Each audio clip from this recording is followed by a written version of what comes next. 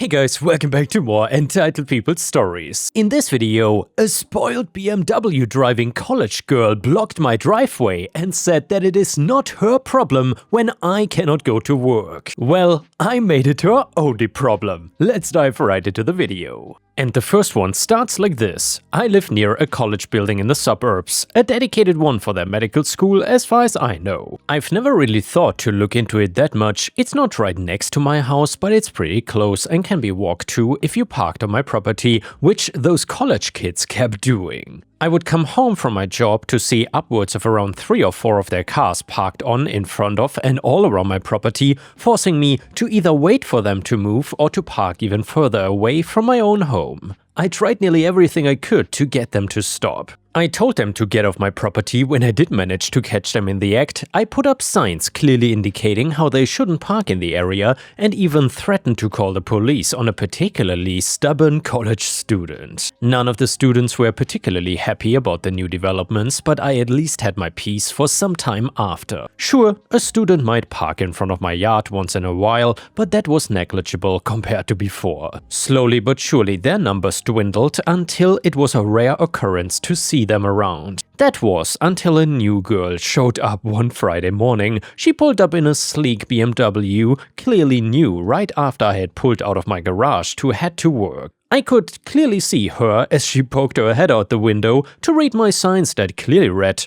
"Private property" and "Do not park." She frowned, stuck her head back into the vehicle, and then proceeded to park right on my property, smack in the middle of the narrow driveway. I immediately got out of the car, intent on getting her off. The college student was pointedly not meeting my eyes when I jogged over. She looked irritated, like I was the one bothering her for something trivial, and continued to ignore me even as I knocked on her window. It was only after another minute or so of me knocking that she rolled it down with a glare. She asked what I wanted from her, and I asked her to get off my property. She refused, crossing her arms and getting comfortable in the car seat. The girl looked like a child throwing a tantrum, refusing to do anything at all until she got her way. "I'm not even gonna be here that long," she claimed. "Just an hour or two." I would have confronted her further, but it was becoming pretty clear that she had no intention of moving, and I knew I would be late to work if I kept it up. So I just told her that she and her car had better be gone by the time I got back, or there would be consequences. She just shrugged and agreed without much sincerity, and I left for work with a bad feeling. That same feeling kept up for the rest of my long hours at the store, and even my co-workers commented on the sour mood I seemed to be in. I couldn't wait for my shift to be over, and when it finally was at nearly 7 in the evening, I rushed home as fast as I could manage legally. Of course, legally. So the girl had claimed she was gonna be parked briefly, but a hesitant feeling, maybe paranoia, maybe something else, nagged at me. Surely I thought she wouldn't still be there. Well, surely I assumed she wouldn't have overstayed her welcome by nearly half of a full day. As luck would have it though, the sleek BMW was still parked snugly on top of my driveway, left completely unattended save for a white slip of paper folded neatly on the front windshield wipers. I went up to grab the sheet, reading the simple note, "Running late, we'll come back later, thanks." Well, needless to say, I was furious. There I was, after a long shift at work, just wanting to park my own damn car in my own damn driveway, and there she was, one college girl and her fancy car, preventing me from doing just that. Now, here is where I may or may not have been a bit of a bad person. After all the grief all the other college students had given me in the past, the last thing I wanted was for the college girl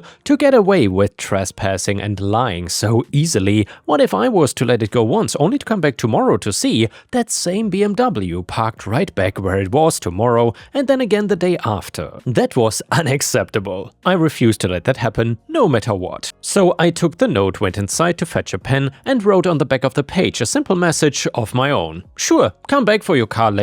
I really didn't have anywhere else to park since it was still in my driveway. And then I proceeded to hop into my car and park my own vehicle right in front of my driveway, perpendicular from the college student's BMW, and therefore blocking her exit. Satisfied, I jumped out and into a nice warm shower in my house. I was watching some YouTube over some cold beer around an hour or two later when I heard the doorbell ring. I have security cameras all over my property due to my concerns surrounding all the college students on my property in the past, so I just checked the one I've installed near my front door to see who it was. Of course, the college girl was here, looking absolutely livid. Which meant there was only one appropriate response that I could take: ignoring her. Just as she had done to me in her car that very same morning. Eventually though, she got too loud and started banging on my door. I got up to answer her, if only for the sake of my poor neighbors who didn't deserve that ruckus this late at night. Upon opening the door, the college girl immediately launched into a furious rant about how she could not believe if I did what I did and how she would call the police on me if I was not gonna move the car right that minute. She even stomped on the ground like some child for emphasis, glaring at me accusingly like I was the reason the world hunger existed or something equally ridiculous like that. But I did feel pretty bad about leaving her without a ride, so I tried to throw her a lifeline. I asked if she was gonna try and park in my driveway again in the future. I explained how it was obviously private property and labeled as such, and that she couldn't be taking up my space like that. Maybe if she understood and apologized, I could bring myself to let all my revenge plans go. Unfortunately for her, the college girl's response to my concerns had to be the most entitled thing I've ever heard. "Why can't I park here?" she asked, despite me having obviously outlined the reasons why she shouldn't and couldn't. And then her next statement sealed her fate. She politely informed me that the parking lot over at the college building is always full and how it was not her problem that I had an issue with her doing all that she could to support her own education as an independent self-made woman in the medical field. Or something like that. I was not exactly committing everything she was saying to perfect memory. That's when I apologized, rather insincerely, and explained that I wouldn't be moving anything anywhere that night. Well then, the college girl got angrier. She snapped in my face and practically ordered me to move my car so she could leave, pointing furiously between me, my car, and her car before demanding yet again for me to let her go or she would call the cops. Luckily, I was more than prepared for this scenario. I waved the can of beer I was still holding in front of her face, grinning like an idiot for emphasis. "I'm drunk," I slowly said so she would understand. "So I cannot drive." "It's just one beer, that doesn't matter." She glared even harder. "I've had more inside." The college girl then asked me what I was asking her to do in this impossible situation, trying to guilt me by bringing up all the horrible things that could happen to a young girl out walking alone at night. I did begin to feel pretty bad, but I steeled myself and offered to help her call for an Uber to take her home. I would not be paying for it, of course. I mean, the girl drove around in a BMW. I meanwhile worked retail, barely a few dollars and cents above minimum wage. She could pay for herself. She threatened to call the police. I shrugged and asked her who she thought they would side with, the trespassing driver who had ignored all the warning signs or the homeowner that literally couldn't legally drive at the moment. Well, maybe the girl knew she was in the wrong because she hesitated, and after a slew of insults about how horrible I was as a person thrown my way, she waited outside until who I assumed was a friend or at the very least a trustworthy ride came to pick her up. I watched her leave from my front porch and then I proceeded to get absolutely wasted, drinking so much that I was pretty sure I wouldn't be able to walk straight in the morning. Which was a rather important detail, as the same college girl came knocking at my door early in the following morning. "Move your car," she demanded. I mumbled something I honestly can't remember before flatly refusing, shaking an empty beer can from the previous night in her face. The way her expression fell was hilarious. The girl asked if I had been drinking again, to which I lied and said that I had. Her face scrunched, both upset and a little horrified, and asked me in a failing voice to move my car again. I refused on the same grounds as the day before. About a half day later, she came knocking again with the same question. I had the same answer, having cracked open another cold beer less than an hour before. This one was a different brand, just so she couldn't accuse me of having used the same can over and over again to fake my drunken state. The next time she came was late at night, right before I was about to go to bed. She had brought a friend with her, lingering further back but glaring at me all the same. She asked me to move my car again. I refused, mentioning alcohol like I had for the last 3 instances, and that is when her friend pulled out a breathalyzer and demanded I let her take a scan, just so they knew I was not lying. The two of them had smug looks on their faces like they were about to catch me on a lie. Well, unfortunately for them, I had indeed been drinking another beer around half an hour ago, and the breathalyzer reflected that. They really did not have any reasonable response for that, so I politely bid them goodnight and left for my bed. Interestingly enough though, I didn't hear from her at all on Sunday, which caught me a little off guard. She was a no-show on early Monday as well, leaving her BMW still trapped in my driveway. At that point, I just shrugged, hopped into my car and drove off for work. When I came back, the car was gone and my driveway was free. I never did see that college girl again, though I thought I saw her car speeding past once or twice. And hey, I never had a problem with kids parking on my property again. I guess word spread around about what I did. The one-time rumors were actually helpful. And the next one is a fantastic neighbor petty revenge story that you don't want to miss. It is titled Neighbor's Adult Son's Girlfriend. Our neighbors let their son and girlfriend move into the upstairs apartment above their garage. She keeps feeling the need to come over into my yard and tell me what her views are on everything I'm doing. I mow my yard 3 times a week because I love my grass, and she came over to tell me to stop putting weed and feed down because supposedly it's gonna give her newborn kid cancer. She told me that I need to stop grilling out because the charcoal smell comes over to her yard, and she is a vegetarian and she has nightmares about the animals that were murdered so I can eat. Also, I have 2 diesel cars and she told me I need to sell them and get something electric. She also hates my solar panels on my storage building out back because they are not responsibly produced and destroyed the earth. So today I dug a huge pit in the yard, wrapped the whole pickup in leaves, and I'm smoking it all day, night and tomorrow. I invited them all over for dinner and made sure to let them know I will have plenty of leftovers that will go to waste if it's not eaten. Well, needless to say, she came over, acted a huge fool, screaming, yelling and just being bad crap crazy. Also, I just uploaded the full 6-minute video from my camera system to our neighborhood Facebook page so everyone can see what I've been talking about. And the next one is an amazing malicious compliance story. It is titled, Don't Wanna Pay for Being on Call? Okay, I won't be. So for some background, I worked in a medium-sized company. We were a team of about 20 persons with always 2 specialists for every topic. For example, server/database and mine, network and firewalls. Due to laws in our country, we had a gentleman's agreement with our company. As no one could be forced to be on call pretty much 24/7 every 2 weeks, but the company needing exactly that, they paid us about 500 euros per month and we would be on call, but with less harsh rules. You were supposed to call back in a larger time frame, it wasn't expected that you could start working within a specific frame, etc. The calls were not frequent, so this was okay for us. Every team was called like 2 to 3 times a year, so it was decent money for a psychic burden, more than for real work. Well, the problem, I was the new one, so I worked there for several years and my boss just left me out of the agreement. At the beginning, it was okay, because I wasn't called and also wasn't able to help immediately. But after 2 years, my higher boss blatantly stated, well, if there's a problem, we will just call him. To other colleagues and my direct boss when it came to my partner going into vacations or illness. The first problem, as you might expect, I was pissed. And lo and behold, the time came and they needed help from the whole department because there was a computer problem with all systems. The higher boss didn't even have the balls to call me himself.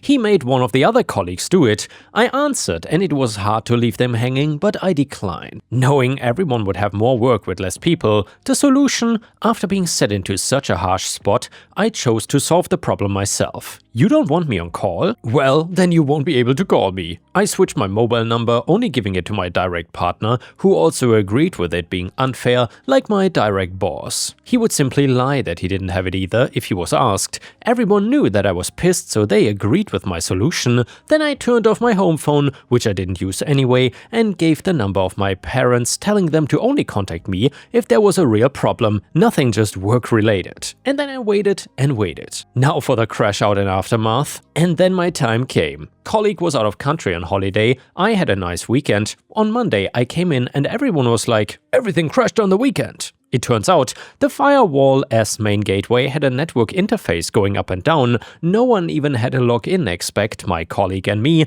and they had to get a specialist from the support to help them, which cost them the whole weekend to solve this, meaning critical calculations did not run as planned. I was immediately called into my boss, unfortunately not the higher one again, office. He instantly promoted me to being on call, no matter the consequences. Everything with HR and the bigger boss would be done afterwards. I just had to make sure I was on call when leaving the building this day. So I went ahead and gave them my number, and after that I was never even questioned about it again. Bonus for me, other departments always were pissed about our free bonus money, and I was the only one who always just went ahead and told everyone I would actually give it up again if I had my personal freedom and space back. I actually prefer my space over the money, left some years afterwards for an 8 to 16 IT job without being in the constant awareness that someone might call. The money might sound great at first, but about 3,000 euros per year for always having your work in the back of your head just is not worth it for me. I hope you enjoyed the malicious compliance. Have a good one. Edit for clarification,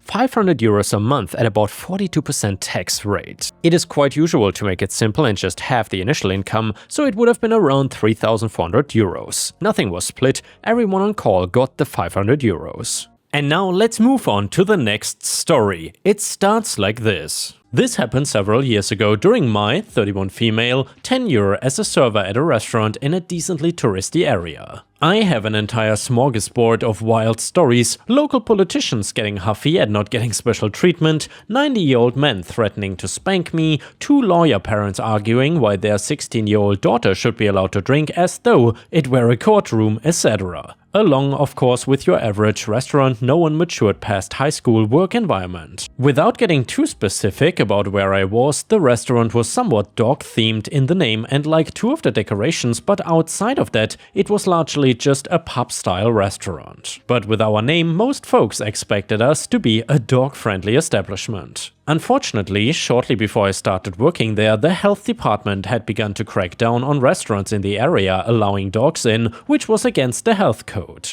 As such, in an effort to live up to our name, management chucked off an arm and a leg to get permission to have a dog-friendly section on the patio. Part of the permission came with several rules like dogs cannot sit in chairs or on tables, or dogs must be on leash or in carriage.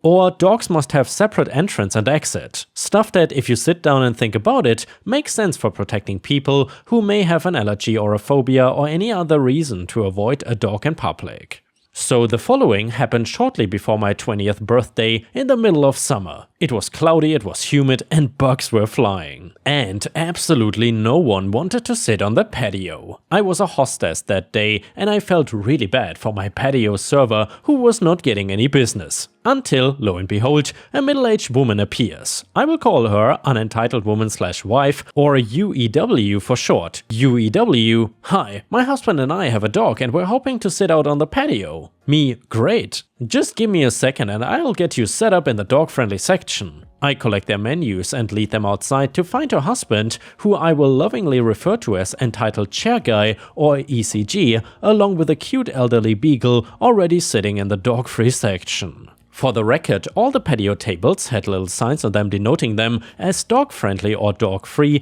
to make it easy on people. So this ECG had been using his eyes could have easily solved our first encounter before it began. Me in my chippiest customer service voice, "Hi sir, just so you know, you're in the dog-free section right now, but if you move over just one table, you'll be in the dog-friendly section and we can get you started." ECG looks up from his phone and his dark beady eyes meet mine. ECG in a seething tone, "Are you serious?" Now I'm a bit taken aback at the hostility at such a basic request, but I'm no novice in crappy customers. So I repeat the rules and explain it's due to the restaurant needing to follow the health code. He continues to protest and his wife jumps in and starts pleading that it's just one table, why don't we just move? And now I feel even worse for her. Finally, he throws his hands up in the air and shouts, "Fine, but if my dog gets hit by a car, are you the one I sue?" Context, the dog-friendly section was adjacent to the sidewalk, which was adjacent to the road, so if you were gonna be hit by a car, it was technically the most likely spot. It also had never happened in the restaurant's multi-decade lifespan. At this point, my irritation meter is firmly in the red as I realize he's one of those entitled people, the ones who spit and threaten when they don't get their way. I shoot and even smile and say, "That's probably a question for my manager." ECG, "Ha, or your attorney." He really thinks that he got me with that zinger as I'm setting him down in the dog-friendly section, but really, I'm just hiding laughs, because these are the most pathetic kinds of people we serve. I just warn his server that he's a douche and go on with my day. I later bring out a bowl of water for the dog because it's hot and gross and the poor thing should not be dehydrated, you know? It was standard practice for us to bring dogs water while their owners ate. I set it down and immediately ECG. Is that tap water or bottled water? Me fighting the urge to deadpan. It's tap water, sir. Would you like me to go out and buy bottled water? At that point, the dog begins drinking, and ECG slams his hand on the table and shouts, "Well, it's too late now. Let's better hope it's not poisoned." Now, the guy has me wondering if his dog is up to date on its shots or if he is an anti-vaxxer. His server told me that he later poured out the water. I have no clue if she was referring to his water or his dog's water, but he had loudly complained that there were bugs in it. I'd like to remind you, dear reader, that it was a disgusting, humid, muggy summer day, and this man decided to eat outside. While I do understand the initial revulsion at seeing a bug in your meal or drink, he was in the bug's world, dear reader, not ours, and we had no control over that. We still replaced his water though. About 10 minutes later, his entree is ordered, he and his wife are eating an appetizer, the dog is chilling and some other mad soul walks inside and asks to sit on the patio. Just to be petty, I put him in the chair ECG had originally commandeered. But then I look over, ECG had his beagle in his lap while he was eating his food. If you remember from about 10 years ago when I was explaining some of the mandates we got from the health department, one of them was, dogs cannot sit in chairs or on tables. And while some of you might contest it, the dog being in his lap constituted being in a chair in the health department's eyes. Now, I didn't want to deal with this, to be honest. But I knew that between me and his server, on the 1 in a million chance that a health official just happened to walk by and see us breaking the rules, one of us would get thrown under the bus. So as UEW goes inside to order a drink from the bar, I slap on my customer service voice and stroll over to their table and say, "Hi sir, I'm sorry to interrupt, but I need to tell you that it's unfortunately against the health code for your dog to be in the chair with you." ECG goes silent for a few moments, simmering until, "Show me the health code." Me, "Excuse me?" ECG, "I'm not doing anything unless you show me the health code." At this point, my patience is waver thin. This man is finding ways to push all the most annoying buttons rather than just following a basic rule and letting all of us get on with our days. Rather than continue with him and risk losing my temper, I go back inside to cool down and find a manager. I find one, we go to the office and she prints out the list of rules emailed to us by the health department. Then she holds up the paper to me and says, "Now this can go one of two ways. I can take this down to him and you never have to see him again, or you can take this down to him and get that smug satisfied feeling of telling an a-hole you were right." This is where I may have erred, dear reader, for you see, I really didn't want to see this mother trucker again. His beady black eyes, his thin greased black hair, his rubbery white skin, the man looked like death himself. Stoking that fire to sate my ego could go terribly wrong, foreshadowing. But I really wanted that smug satisfied feeling of telling an a-hole I was right. And what can I say, I was not even 20. Mustering my courage, I take the paper, and as I walk back outside, I internally hype myself up until I'm strutting over to ECG's table. I hand him the paper, me, "Hi sir, here's the health code as you requested. As you can see here, it says we cannot allow dogs to sit in the chairs or we get a massive fine." ECG takes the paper and peers down at the rule carefully and then analyzes the whole paper as if looking for a loophole. However, he must not have found one because instead he throws the paper on the ground and says, "You can shove that up your ass." This man finally gave me a reason to drop the customer service voice, which, for the record, is very light and high-pitched. My normal talking voice is surprisingly deep and not as cheery, so I glared down ECG, dropped my register and growled, "Sir, put the dog on the ground or leave." This startled him at first, but he, being a man with an attorney and me being a short little waitress, working for pennies after all, regathers himself quickly. He scoops up his dog in his arms, stands and then takes his heavy metal chair and flings it behind him. It goes under our railing and nearly strikes two random women walking by, and then, dear reader, the piece de résistance, he sits down. On the ground with his dog in his lap. Now at this point, I've seen a lot in my service industry career. I can handle someone throwing a temper tantrum, but I cannot handle someone throwing a chair. Luckily, the two women he had very nearly assaulted know exactly what to do. They leer over him from behind the railing and begin screaming, gone full Karen for justice on this guy's ass. The more they screamed, the more he shrank, and we had attracted a small crowd of attention, and then they turned their gaze to me. Karens for justice?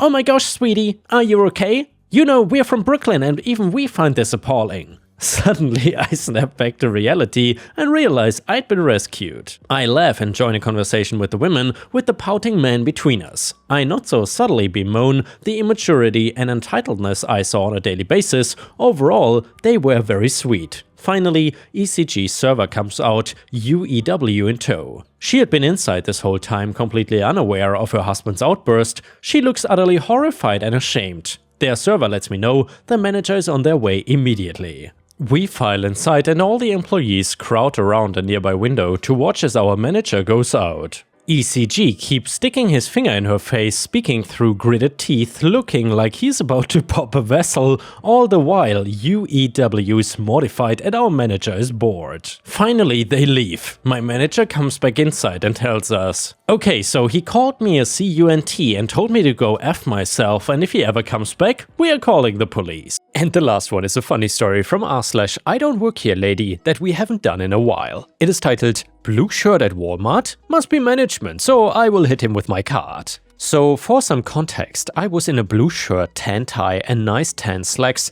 and had to stop at Walmart to buy a router for a little office I was helping start up.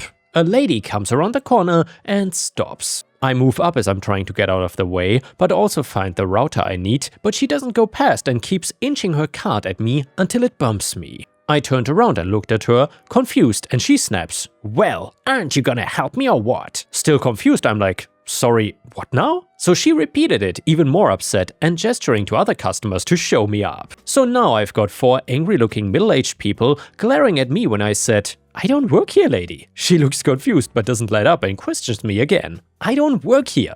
I was trying to buy something when you nudged me with your card." And yeah, it was like I'd thrown water on her. Her 3 comrades quickly moved on and she was like, "Well, you're in a blue shirt, so I don't know what you thought I was supposed to think." And yeah, it was my fault for wearing a blue shirt to Walmart. And a user in the comments said, "I ran into Home Depot once just to grab some light bulbs while wearing a long-sleeved flannel shirt and jeans to Home Depot. No exaggeration, I got stopped 8 times by customers asking me for DIY help and suggestions. I'm an urban city slicker, my DIY knowledge literally begins and ends with changing light bulbs." And yeah guys, have you ever been mistaken for a customer at a store? Let us know in the comments, I would love to know. Thank you for watching and I will see you again tomorrow.